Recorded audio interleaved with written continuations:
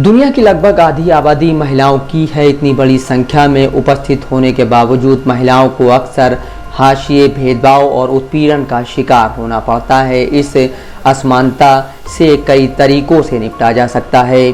घर के स्वास्थ्य, पोषण और आर्थिक स्थिति में सुधार के लिए शिक्षा प्रमुख है, जो देश की अर्थव्यवस्था की एक सूक्ष्म इकाई है।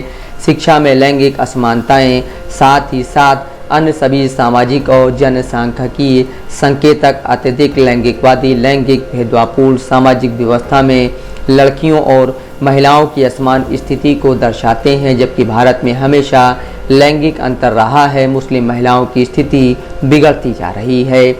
हाल के अध्ययनों के मुताबिक पुरुष शिक्षा की तुलना में महिला शिक्षा सामाजिक और आर्थिक विकास के लिए अधिक महत्वपूर्ण है। यह समझना ज़रूरी है कि अगर किसी भी देश की महिलाएं अशिक्षित होंगी तो आधी आबादी अनजान रह जाएगी। मुसलमान, जो भारत में सबसे बड़ा अल्पसंख्यक समूह बनाते हैं और लगभग 14% की आबादी रखते हैं, मानव विकास मैट्रिक्स के बहुमत में बुरी तरह से पीछे हैं।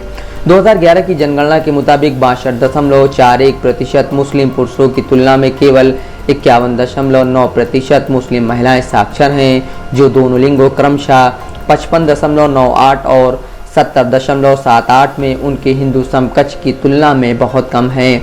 मुसलमानों में ड्रॉप आउट दर 17.6 है, जो राष्ट्रीय औसत 13.2% से अधिक है।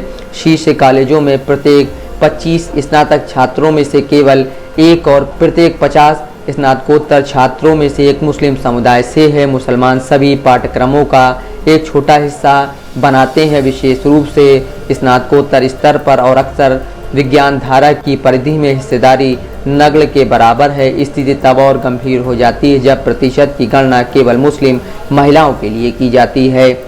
इस दुखद स्थिति के लिए कई सामाजिक, आर्थिक, धार्मिक और सांस्कृतिक कारणों को जिम्मेदार ठहराया जा सकता है। विशेष रूप से निम्न सामाजिक आर्थिक वर्ग के मुस्लिम माता पिता अपने बेटों को तो स्कूल भेजते हैं, लेकिन अपनी बेटियों को नहीं। दूसरा, माता पिता विशेषकर शहरी क्षेत्रों में अपने लड़कों को बेहतर स्कूल में भेजना आम बात है, लेकिन बालिकाओं के विषय में स्थितियां प्रायः बदली हुई दिखाई देती हैं।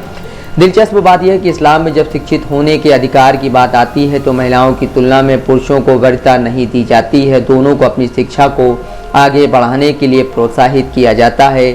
शिक्षा से संबंधित कुरान की आयतें और ज्ञान अर्जन की वकालत में हमेशा पुरुषों और महिलाओं दोनों को संबोधित किया गया है।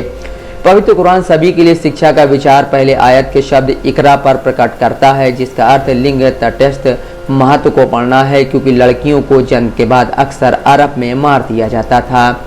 शिक्षा महिलाओं को अज्ञानता से मुक्त कराती है, उन्हें अपने जीवन पर नियंत्रण रखने और अपने परिवारों का मार्गदर्शन करने में सक्षम बनाती है। महिलाएं समाज की रीढ़ होती हैं, जो पुरुषों की तरह ही महत्वपूर्ण हैं।